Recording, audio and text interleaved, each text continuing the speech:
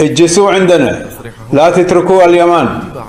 واليهود يجاوبوا: قد جاء المسيح، قد جاء المسيح. وقال لنا نرجع حيث ما كنا إلى إسرائيل، نرجع حيث ما كنا إلى إسرائيل. لمهدينا القلوب هوى تذوق ويملأها له شغف وشوق، لمهدينا تهيأنا انطلاقا ببيعته ومولانا الرفيق. من خلال هذا المقطع فإن المتحدث اليهودي يتكلم عن ظهور المسيح الدجال، وإنه قد أرسل إلى اليهود في شتات الأرض رسائل عقدية أن يعودوا إلى الأرض المقدسة، إلى بيت المقدس وفلسطين، ويجتمعوا بها لأنها أرض الموعد والميعاد. وقد حان الموعد، وقد صدق الله تعالى إذ يقول في سورة الإسراء، وتسمى أيضا سورة إسرائيل: فإذا جاء وعد الآخرة جئنا بكم لفيفا.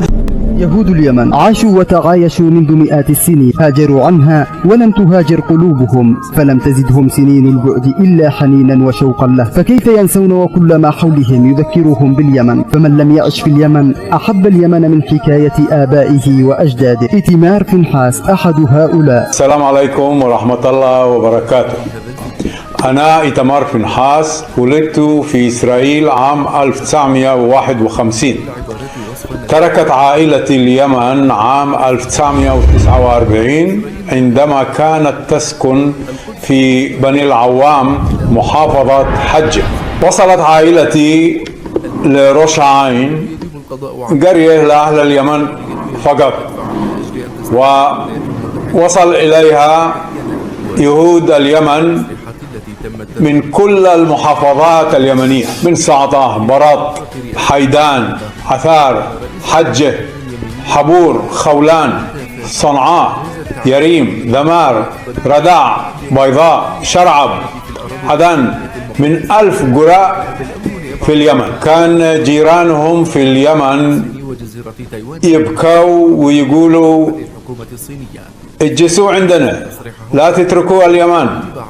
واليهود يجاوبوا: قد جاء المسيح، قد جاء المسيح.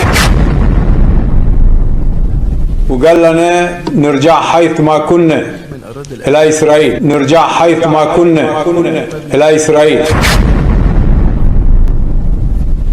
لو كانت لي فرصة لزيارة اليمن كان أخج إليكم، ولكن يجرح قلبنا من الأخبار التي تصل من اليمن.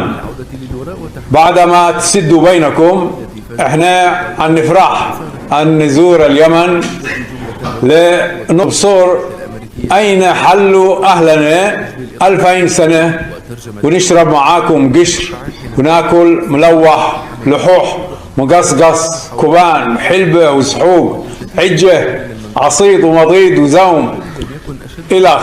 أتمنى لكم أن تعيشوا بسلام وتستمروا بحياتكم الأصيلة.